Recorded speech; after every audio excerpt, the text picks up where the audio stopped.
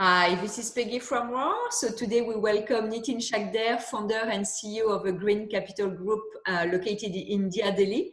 So thank you so much, Nitin, for being with us today. I guess it's a longer time difference for you. So thank you for making the effort. Bonsoir, Peggy. Thank you for having us, and it's wonderful to speak to you all across the different continents and a 12-hour time difference. But I'm happy to state that it's interesting to know and share viewpoints with you as well. Thank you so much. So the Green Capital Group is a private capital investments firm and a single family office. So Nitin, you have an extensive experience in and deep expertise in global investing. So we're very fortunate to have you today, and we're looking forward to hear your thoughts. So let's get going. First questions. So from your perspective, what will be the lasting impacts of COVID on the financial services industry? So I think I'll give a brief background about who we are exactly, and then I'll get on to answering the question. So essentially, we are a single-family office. We started in 1985. I am the third generation and the chief investment officer of the firm at this point. And we invest across private equity, venture capital, real estate, bonds, public equity. And over 35 years, we've bought in assets under management of about 300 million USD. And we invest across US, UK, Europe, Asia. So now let's come back to the question that you'd asked me. Uh, where do we see the impact of investments, and what do we look at investments in that sense? COVID has actually, what happens typically is that there is an event which happens every once in 10 years. Nobody can predict the timing of that event. You can only prepare for it. So as a family office, we were prepared not for this event, not for the fact that we anticipated something like this. But over the last 10 years, we've seen asset prices go very high. And they were to a point that it was very unsustainable and you had to be in cash. Or you had to exit certain opportunities to be in cash to take advantage of drawdowns. And typically, these drawdowns happen once in 10 years, 40, 50% asset price correction is not a regular course of event. So I'm happy to state that we were a lot on cash and we were able to deploy to liquid assets like public equities in Asia, in UK, in Europe, and in the US. And also the bounce back from asset classes has been very surprising and very strong as well. So you actually happened 1-2 years of return in trading and investments has happened in the space of 5 or 6 months. So I think the forward-looking year is going to be very interesting. And I think we can expect a lot of volatility. And so from a regulatory perspective, do you see following the crisis changes that will happen in India, for example, in terms of maybe open banking or things that we see in North America that might be accelerated? Do you see similar things in India, or you're maybe so far ahead of us already that there are maybe not these changes needed? I think the Indian and the Asian banking system, to be honest, is a very strong banking system. Unlike the UK and Europe and the American banking system, the Indian banking system is very well regulated. And it's very strong, and it's very we don't even need a stress test because the liquidity issues are not there, unlike a lot of leveraged banks like Europe, like Deutsche Bank, or like Lloyd's, or even American real estate mortgage lending, which is pretty much very risky. So here the risk is controlled. The capital adequacy ratios are quite high. Very few instances of any banks going down. I can only remember maybe one of the banks in the last 25 years which faced an issue. I don't think it's a liquidity or a solvency crisis. I think the governments around the world have moved very quickly to ensure that it does not become a financial crisis. But yes, it is a trust, it is a health, it is a fear crisis, which is impacting the supply. So, for example, the demand is already there from consumers, but supply is an issue this time. It's not a demand-oriented decision; it's a supply-oriented decision. So it's a catch-22 situation. The moment people have gone back to work or entertainment, they've realized that no, this is going to be a bit tricky. It's not as easy as that. And we'd have to understand it scientifically as to which areas we should be safe at and which areas we're not safe at. From a transformational and from a regulatory point of view, I don't think um, regulation will impact. But what I'm seeing is the impact of free movement, trade, visa, people working across geographies, and globalization as what we know is now. We are going to a decentralized globalization. So people are going back to where they came from originally. When once international travel starts, you will see a lot more people leaving large expat places like London and New York and Dubai and Singapore and going back to places because job losses and sustainability of income will not be there. So, and of course, visas across the world, you will see that, and US already moving on that a little bit. Uh, I wouldn't say it's protectionist, but I would say that it's a temporary reaction to just controlling the spread of workers across the world. I think it should come back to normalcy at some point. And I mean, that's a great transition to what you see in terms of global financial order and global financial stability. Obviously, countries will have a lot of debt coming out of this situation. We see already balance of powers with the USD being definitely rethought. What's your perspective on that? Well, honestly, I can talk by personal example that our global investments have slowed down, not because the opportunities are not there or not because we're not able to travel, but now as an institutional investor and as an organization, we need to see how much we need to deploy in economies like US, UK, Europe, because we don't want to deploy further than if there are issues between immigration or working or investment issues or taxation is still to come up. Many of the governments will increase taxation as you'll see because they've increased the healthcare spending. So many of the countries like US, Brazil, Russia, India, UK, Spain, France, Germany might increase taxes because the health and infrastructure spending has been slightly high. So taxes is also an issue that we're looking at. So we're slowing down on global investments. Yet we are hoping that by September, October, we get more clarity on economic results, so then we can take a more clearer viewpoint on investments, as well as spending more time in these economies. UK and currently nothing is accessible at this point physically as well. Mm-hmm.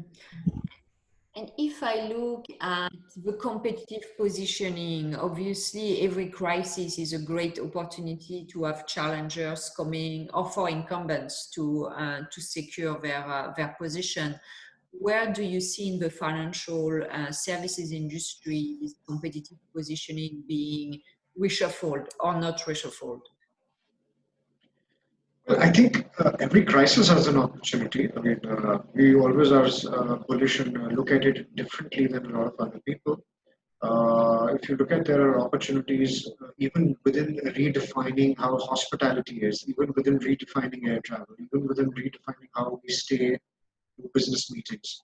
There are opportunities on virtualization, on digitalization, there are opportunities on telemedicine, there are opportunities on contactless food delivery, there are opportunities on even what we are eating as a semblance of what we are doing. But I think the biggest opportunity is not a financial opportunity. The biggest opportunity still restricts itself to health hygiene.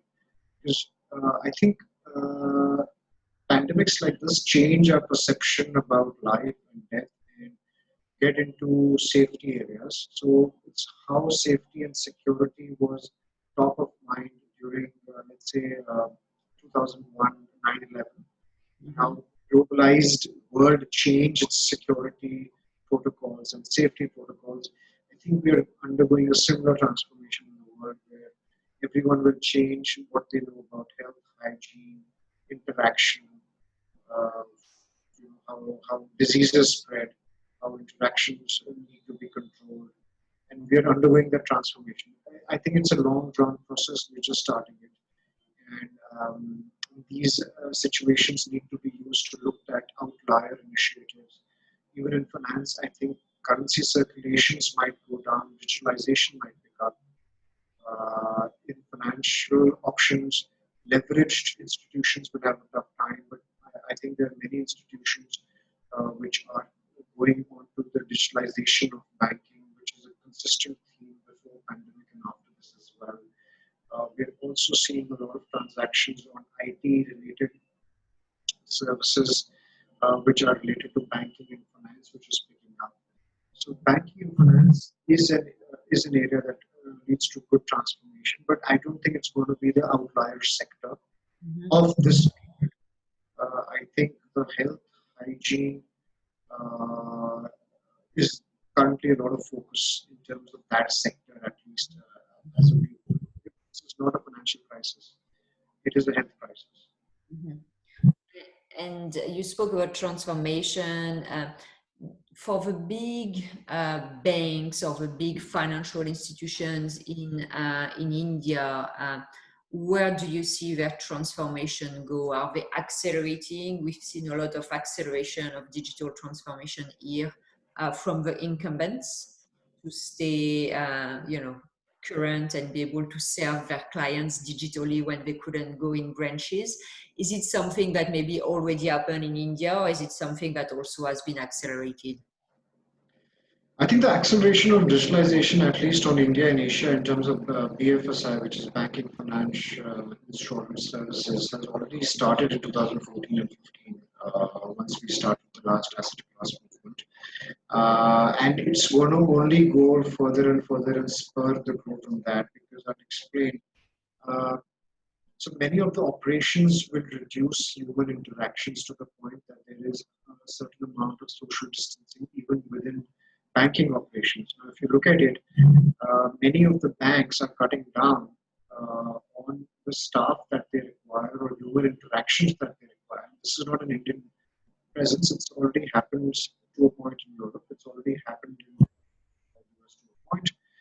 And that transformation, because of the sheer population, is now getting more accelerated in emerging economies and in Asia. But you have to also remember the Asian banking system is a bit different from the European system.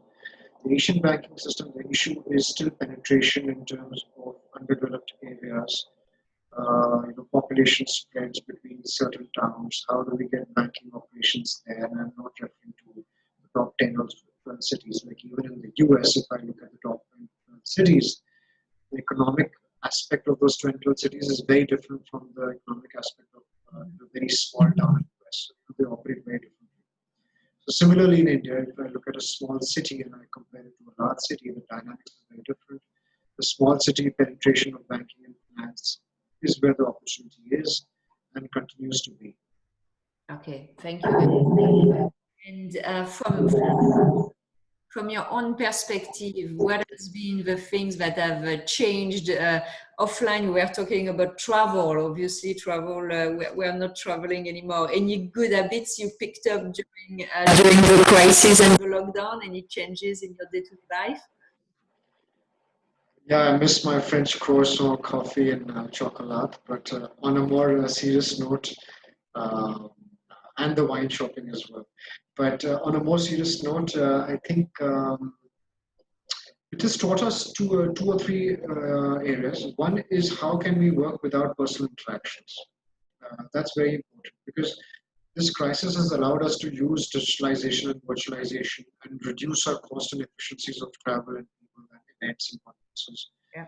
I'm not saying that's the right example that we are setting, because personally, I do view personal interactions and conferences and exhibitions are a great part of our relationship building exercises with people from around the world. And I'm not personally happy about it, but I think we need to change and go along with the flow as to what we are intending to do. So I think digitalization and virtualization of meetings is here to stay. I think the large events, travel, large groups are probably a thing of the past, and we need to now look at different ways of how we can create business and opportunities in business. I think one thing that does not change is we still are able to connect, introduce, and meet with people from around the world, and it's probably accelerated and it's got faster. Now I don't have to wait to take a flight to Toronto to meet you. I can just dial up on a Zoom call and People are more open to talking on video and calls because they realize that that's the only way. And I think from an investing point of view, a digital point of view, I think we've also got more careful in terms of who we are dealing with, what is our relationship going to be, who are our long-term partners, who are the new partners that we've identified who look interesting and who look promising, and who we like to meet once the travel picks up, because we can't just invest speaking to somebody on a Zoom call or a digital. We need to have a prior relationship. We need to meet with them. We need to sit face to face with them. So those things are, we're excited about that as well. Yeah. Yeah, that's you know, the relationship thing has been interesting, because building new relationship has technically never been easier, because in a different world we would probably not have connected as easily as we did, because we expect. So I do think there was probably some pros, but some cons as well. But thank you so much, Nitin, for taking the time and sharing your thoughts. It was very, very insightful, and I really appreciated having you today for that interview on the new normal. So thank you very much. Merci, Peggy. Thank you. Have a good day. Thank you. Bye, au revoir.